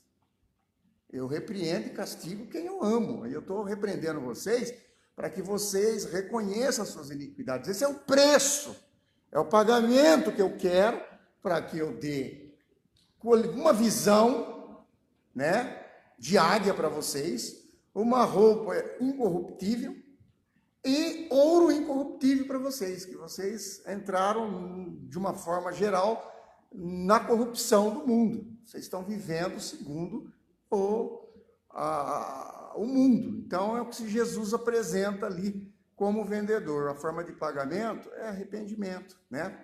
Aqui no versículo 19, né? Arrepende-se e ser zeloso, ele fala. Ser zeloso e arrepende-te. Aqui encaixa o versículo que o senhor citou, que ele veio como médico não para os sãos, mas para os doentes. Para qual finalidade? Dar o colírio. Então aqui a eficácia do médico para o doente aqui é fenomenal. O Edgar está falando de águia aqui, visão de águia. É interessante porque... Por que visão de águia? Por que a gente tem que ter visão de águia? Você sabe? Vi uns par de estudos sobre isso aí. Então fala aí alguma coisa. Ela enxerga diferente, ela enxerga mais longe, com mais precisão. Ela é a única ave que tem a visão tridimensional. Tem muito crente com visão de galinha. Frente e lateral, né? Por que a galinha, se acontecer... Você já matou galinha, Edgar? Não. Vocês criadas em casa? Nunca matou? Já vi matar. Já matou? Já vi matar. Mas você já viu como faz a limpeza? Normalmente a primeira coisa que faz é se abre as pessoas que matam, né? Corta aqui e aí a limpeza da galinha caipira se começa abrindo pelo papo, né? Da galinha para você fazer a limpeza dela. No papo da galinha caipira, assim, que é criada em casa, você acha de tudo. Você acha pedra, pedacinho de madeira, escorpião, barata, tudo porcaria você acha lá dentro. Porque a galinha, ela não consegue enxergar direito o que ela está comendo. Ela tem a visão turva. A águia não. A águia come qualquer coisa? Ela enxerga o alimento dela a quilômetros, assim, ó. Ela não confunde o alvo, não. Não, ela mirou o alvo, filho. Mirou o alvo, já era. Eu gostei da sua colocação, visão de águia por causa disso. O crente tem que ter visão de águia. Você tem que enxergar para a direita, para a esquerda e para frente. Visão limpa. Verdade. E o colírio de Jesus, ele proporciona essa visão. Exatamente. Então, o versículo 19... Irmãos, me permita eu sair um segundo, enquanto vocês vão debatendo, por gentileza? Com licença, irmãos. Versículo 19, então Jesus aqui ele declara que mesmo eles estando daquela forma, naquela situação, né, ele ama aquela igreja, daquela forma, aquela natureza. Toda correção, né, que vem de Deus, ela é uma manifestação do seu amor, né?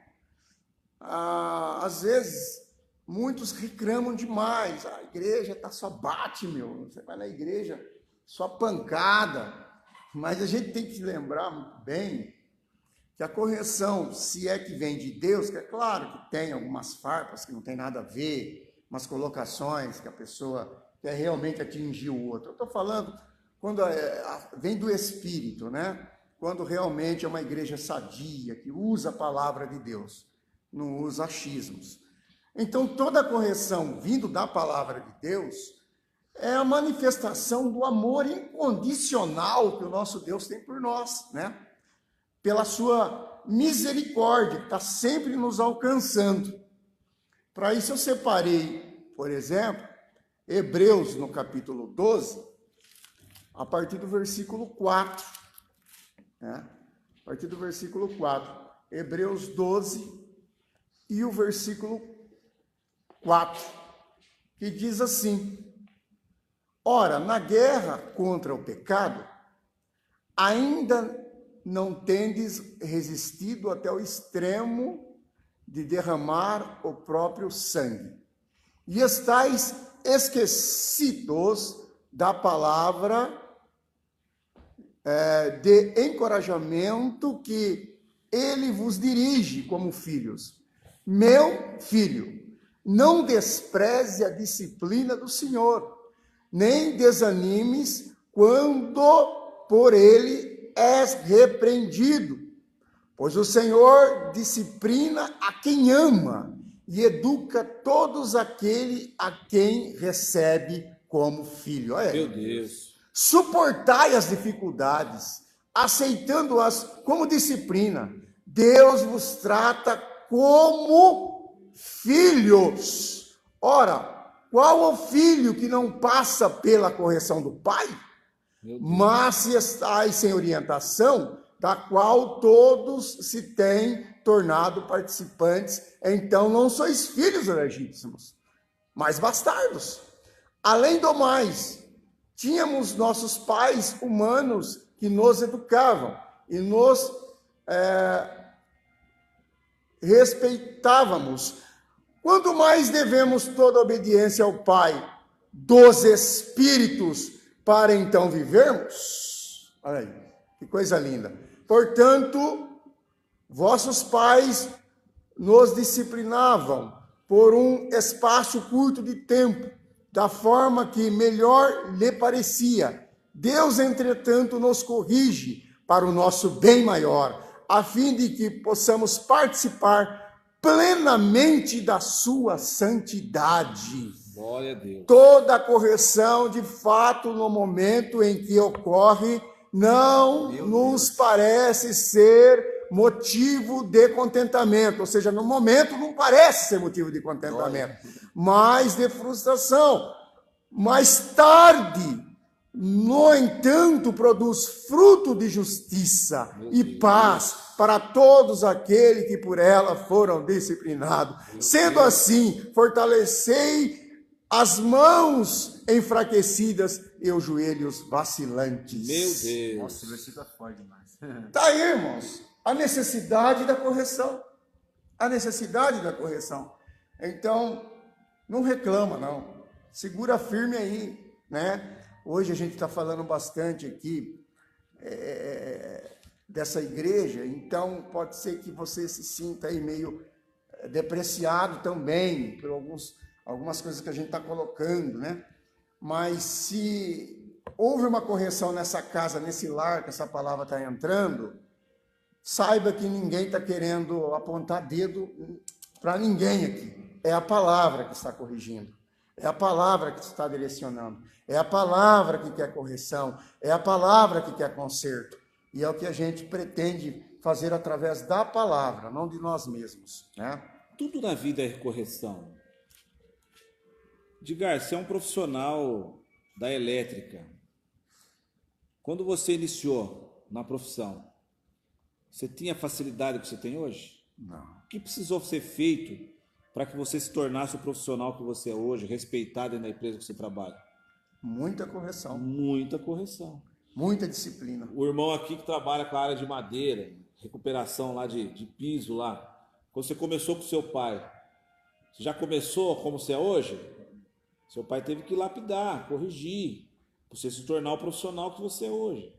E assim por diante. O Francisco está aqui hoje na área de mídia. Eu conheço o Chico antes dele começar nessa área. Para ele entrar, por exemplo, ele teve que se encostar em pessoas que é da área para ensinar para ele hoje fazer o trabalho que faz. A minha área de vendas, um vendedor ele tem que ser lapidado o seu raciocínio rápido, as palavras certas, captar a pessoa que está comprando rapidamente o que ela quer, da maneira que ela quer. Isso, vendedor, você não nasce vendedor. Você é forjado com o tempo. Se você quer, tudo na vida é correção. É como o camarada que vai tirar carta. Ele chega lá, tem um instrutor que está ali ensinando. Ele erra a seta, dá de seta para a direita, ele dá para a esquerda. Não, é para a direita, eu falei. Aí ele vai fazer para o outro lado. Não, ó, estaciona ali, mas ali não pode estacionar, a placa está lá. Se estacionar ali vai dar problema, você leva a multa. Até o tempo que você se torna um motorista profissional. Uma pessoa que sabe o que está fazendo. A Bíblia, irmão, ela é maravilhosa porque olha há quantos anos isso já foi escrito, está nos orientando coisas que nós vivemos hoje. Levando em conta que correção é sinônimo de amor, então vamos dizer, para chegar onde chegou o Senhor para mim, precisaram ter amor para com a gente. E às vezes Paciência. amor duro.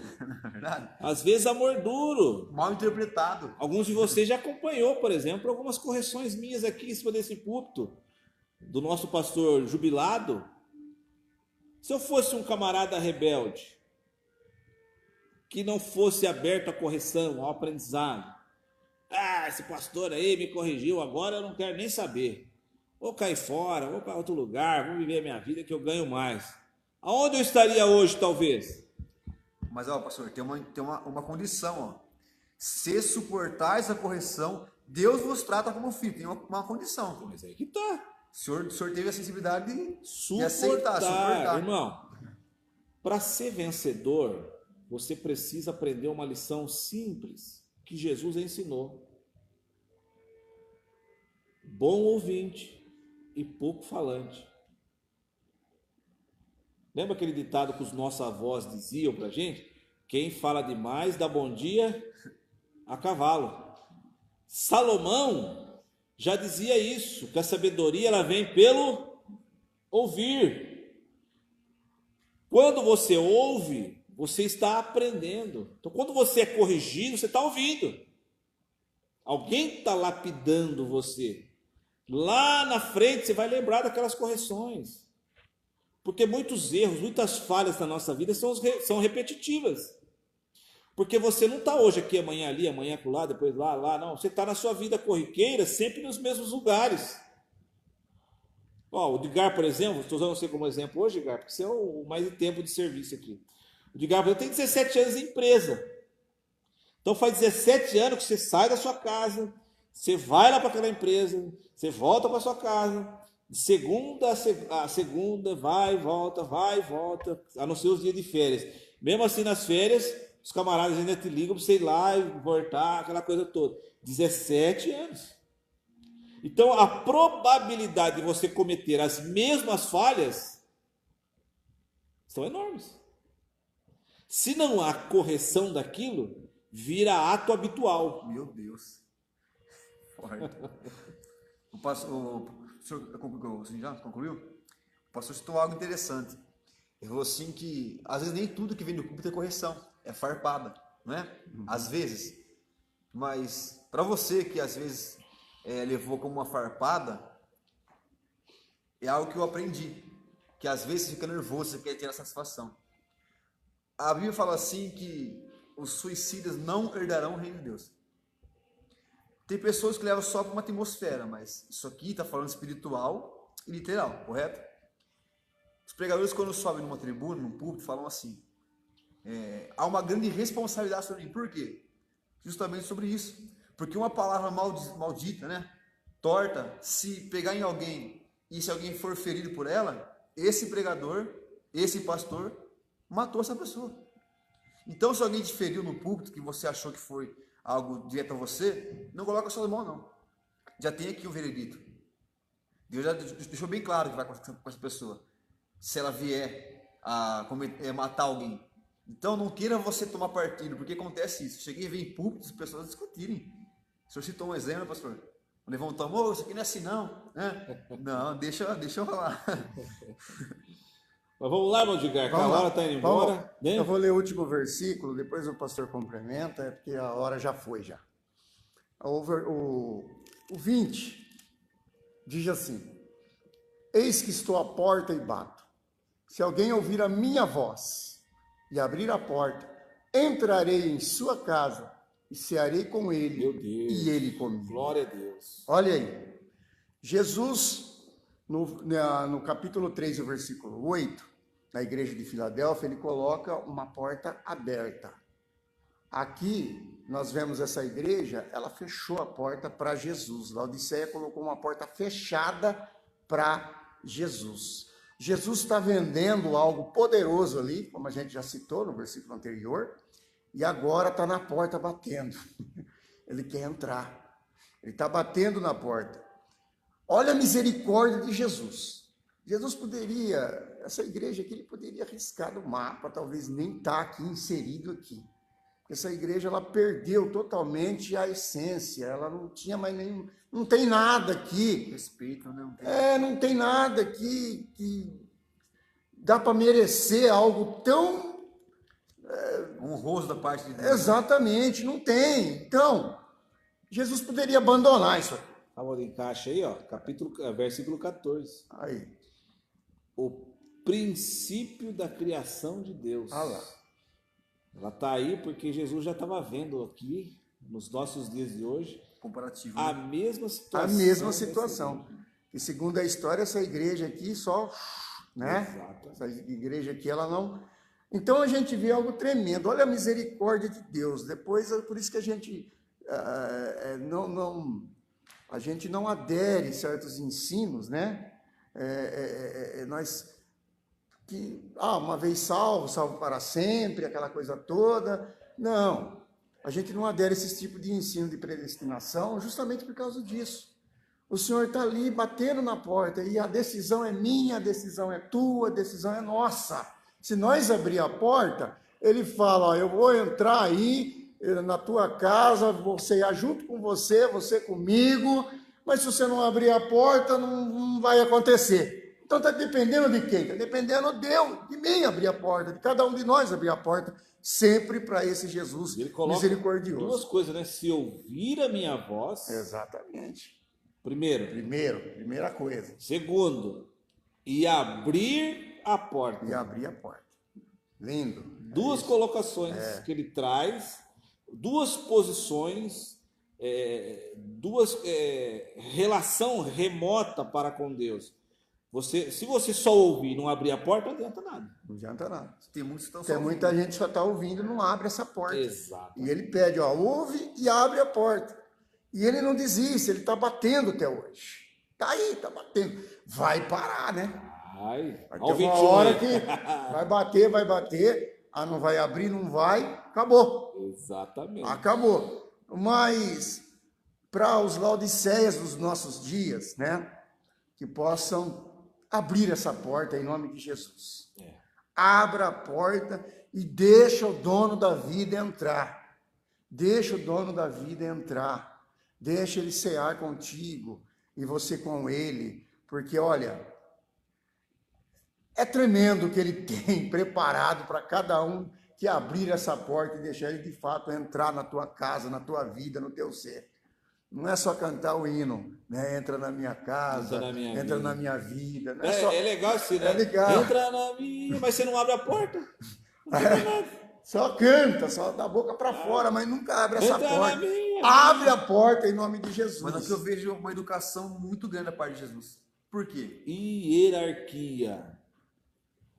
Essa é a palavra. Hierarquia. Porque essa casa que ele bate, de quem que é essa casa? é sua.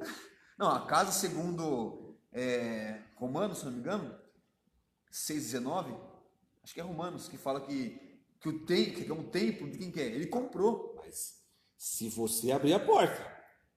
Se você não abrir a porta, a casa não é dele. Mas no caso de Ele só pessoas vai, que conhecem você a só palavra. vai se tornar templo. Você só vai se tornar casa se você dar ouvido e abrir a porta. É 1 Coríntios 6,19 e 20.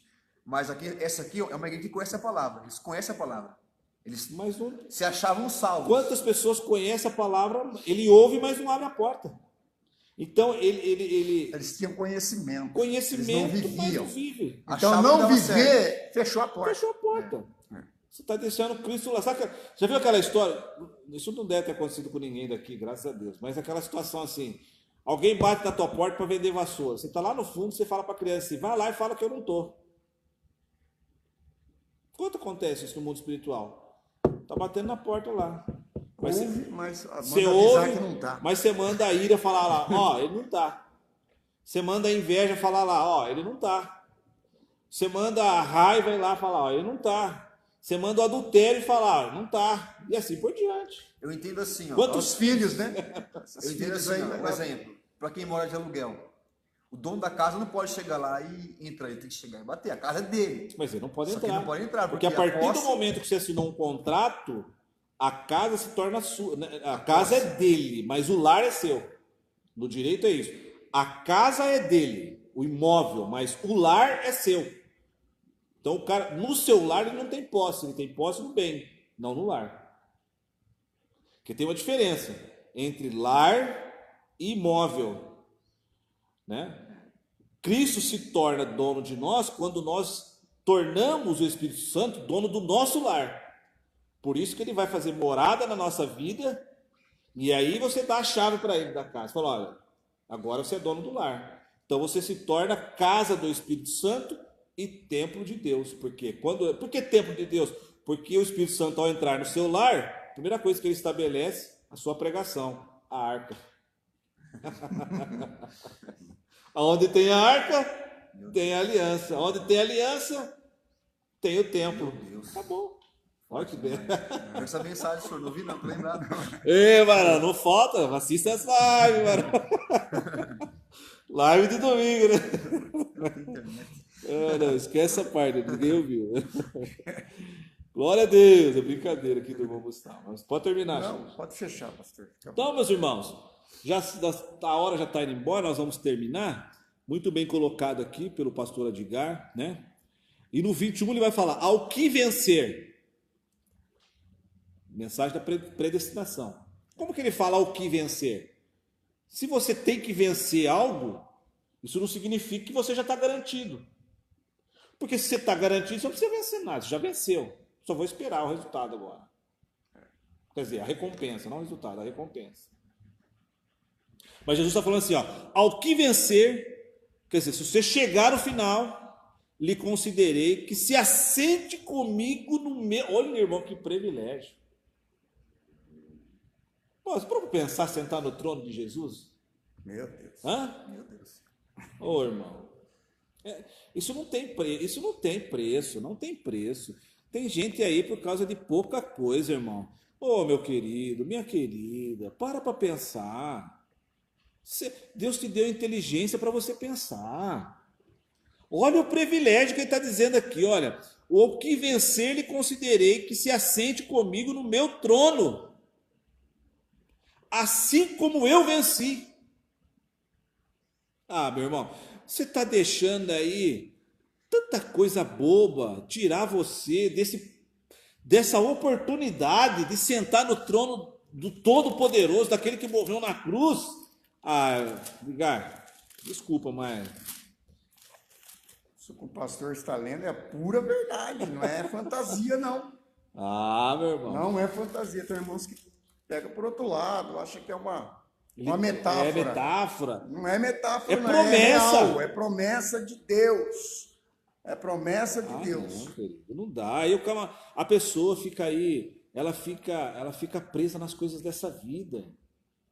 Presa no irmão que falou um negócio lá e não gostou, ela não gostou. Né? Fica preso lá porque o outro está se levantando contra ele, contra ela. Fica lá. Irmão, Edgar, eu não penso em... Às vezes, as coisas acontecem comigo, eu me reflito nessas coisas aqui. Bom, vamos lá, vamos pesar na balança. Entre eu sentar no trono de Jeová e eu dar ouvido para esse problema, deixa eu ver o peso aí. Ah, não compensa, né? Vamos sentar no trono? Deixa eu falar. Tá sem escama, pastor. Ah, não, Tá sem escama aí, irmão, que é isso? Mantém-se assim. Você acha que eu... Ah, não tem. O meu cérebro, a ciência fala que Albert Einstein usou entre 10 a 12% da capacidade humana do cérebro. Albert Einstein usou da capacidade do cérebro humano de 10 a 12%. Eu devo estar no nível daqueles que usam de 1%, 1,5%, mais ou menos, nesse nível aí, né? Esse pouquinho aí que eu tenho, eu já consigo definir que eu prefiro sentar no trono do que ficar olhando para besteira. Prefiro aquilo que Jesus disse. Se o teu pai, tua mãe, teus amigos, seus parentes, seus avós, seus chegados, todo mundo te abandonar, não esquenta a cabeça. Jesus não te abandona. E mais, se você chegar até lá, você vai se assentar no trono com ele. E glória. Todos que te abandonaram vai falar assim, mas como pode um negócio desse? Ele está sentado no trono lá, ela está sentada no trono. Eu não dava nada, você não dava nada, mas Jesus me deu o valor que ninguém nesse mundo pode me dar. Ninguém. Nem tua mulher, nem teu filho, nem tua nora agora, nem tua esposa, nem teu filho, nem minha mulher, nem minha filha, nem meu pai, ninguém dá para nós, Edgar. Aleluia. Ó, tá frio aqui o trem, mas eu tô sentindo o calor do Espírito Santo aqui, porque, irmão, imagina o poder que há no trono de Jesus. Aleluia. Meu irmão. Interessante, pastor. Que anjo, arcanjo, serafim, querubim, não está falando que eles vão sentar. Não. Meu Deus. É nós que vamos sentar. É uma pessoa corruptível, uma pessoa cheia de problema, de defeito. Basta crer nas escrituras, na palavra, na correção. Termino dizendo, basta você definir o que você quer ser. Quente ou frio? O que você quer ser? Quente ou frio? Porque se você continuar amor do jeito que você está, você não vai sentar no trono, não. Mas se você escolher um lado, se assentará na mesa, aliás, no trono do Todo-Poderoso. E ele adverte dizendo, quem tem ouvido, ouça o que o Espírito diz às igrejas. Termino dizendo que Deus te abençoe poderosamente Irmão Gustavo, faz o seu resumo rápido. O irmão Edgar já finalizou, né? Amém. Então, mas vai fazer seu agradecimento por essas 7 quartas-feiras que nós tivemos aqui, os irmãos estiveram conosco, e aí nós vamos definir outro tema aí para estar discutindo, se voltar, tá para talvez aí tá voltando os cultos normalmente, talvez com algumas restrições a partir de segunda-feira, vamos ver o que o nosso prefeito vai dizer, aí eu estarei na internet avisando os irmãos, e se for voltar os cultos, nós faremos uma saga de visitas aí, na casa dos irmãos, avisando a todos em nome de Jesus. Mas, bom, Gustavo, faz o seu resumo final, já despede dos irmãos para hoje, né? E aí nós vamos depois pensar numa outra temática para estar trabalhando nessa... Nós não vamos parar com esse trabalho, mesmo que o culto volte, nós não vamos parar com esse trabalho, com esse trabalho de estudos da igreja, vai ser bênção, que alcançou muitas pessoas e tem mudado a vida de muita gente. Vamos, Gustavo. Para você que está sendo confrontado, incomodado, sentindo algo te incomodar, no quesito seu modo de vivência, quem está fazendo isso é o Espírito Santo de Deus. E tenha-se por bem-aventurado, porque se Deus te confronta, te incomoda, é no intuito de te esquentar. Tem essa cobrança, esse incômodo, como se fosse Jesus te aquecendo. Porque se não tiver confronto, não tiver cobrança, você vai continuar morno. E aqui foi bem claro o que vai acontecer com aqueles que ficarem na mornidão. Exato. Serão vomitados. Então, palavra boa, irmãos, é aquela que você ouve, que você é confrontado. Se você ouvir uma palavra que você não sentir algo que vem te confrontar, não é vindo de Deus não, porque ela tem o poder de confrontar a gente. Amém? Glória a Deus. Que Deus possa abençoar a tua vida. E eu creio que logo, logo estaremos juntos para adorar o Senhor. Foi um meio que nós conseguimos encontrar de estar edificando vocês e edificando pela palavra nessa pandemia. Passamos na quarentena praticamente inteira. Exato. Falando aí do estudo aí. Exato. Às vezes, eu quero aqui deixar claro também um posicionamento de um questionamento que nós tivemos, né, para não ter nenhum problema. Por que está sempre o irmão Gustavo, o irmão Edgar e o pastor Micael? Porque nós estamos próximos, né? A gente mora perto e é mais prático. E nós estamos seguindo à risca as orientações do Ministério da Saúde para que a gente não tenha nenhum problema com justiça. Primeiro, que a igreja não tem condições de pagar multa, né? E segundo, que nós temos que andar segundo o que nós estamos ensinando. Não é isso que nós estamos ensinando? Não é a palavra? E a palavra diz, obedecer às autoridades, tanto da terra como a do céu. Então nós estamos em consonância com a autoridade da terra e em consonância com a autoridade do céu. Enquanto não houver essa dissipação, nós continuaremos com o nosso time aqui, porque está ganhando e vamos embora. Em nome de Jesus. Amém? Vamos, Edgar. Eu encerro novamente, voltando ao versículo 21. Ao vencedor eu lhe concederei que se assente comigo no meu trono. Então, você que às vezes sempre está aí reclamando, sempre achando que você é uma mera coincidência que veio ao mundo, que você está... Ou seja, você está sempre na retaguarda, você está sempre se achando fraco, se achando... Para com isso em nome de Jesus. Você é soldado do grande exército do nosso Senhor Jesus Cristo, e Ele é o general. Ele é o general, e Ele está dizendo, vamos vencer essa batalha, vamos vencer essa guerra, que eu vou te conceder algo tremendo. Você vai sentar comigo no meu trono. Glória a Deus. Então, para com essa reclamação, em nome de Jesus, e vamos para a luta, que o céu nos espera. A glória é logo ali. Maravilha. Glória a Deus.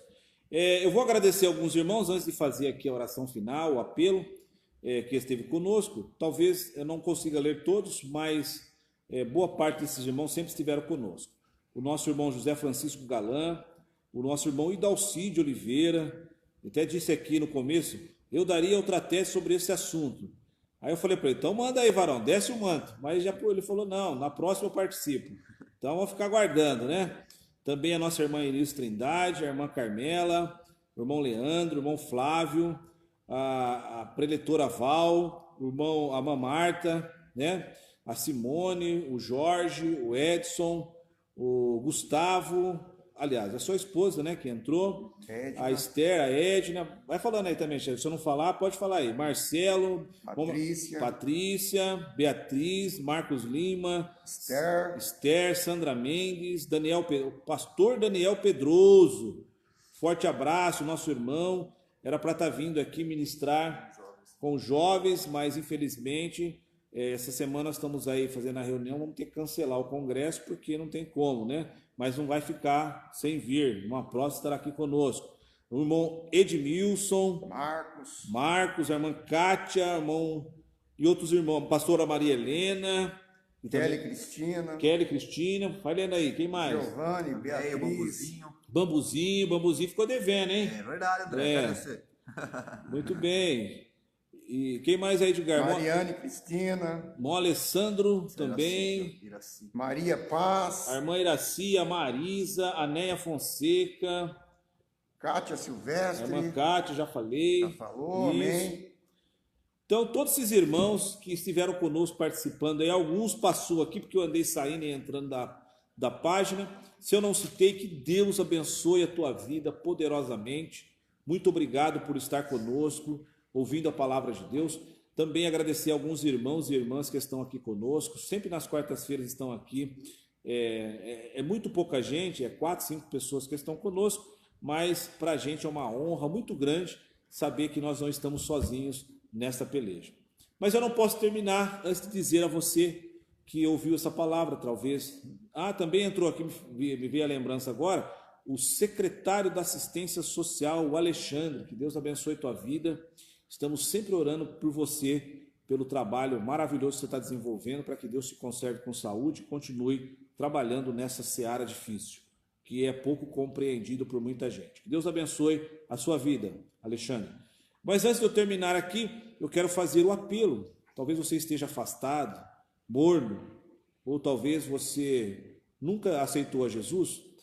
Eu quero te chamar você a fazer parte dessa convicção daqueles que irão se assentar no trono de Cristo. Talvez você não tenha essa esperança, mas hoje é a noite aceitável para você. Pastor, como que eu faço para aceitar a Jesus e ter essa convicção? Levante a tua mão onde você está e junto comigo faça essa oração.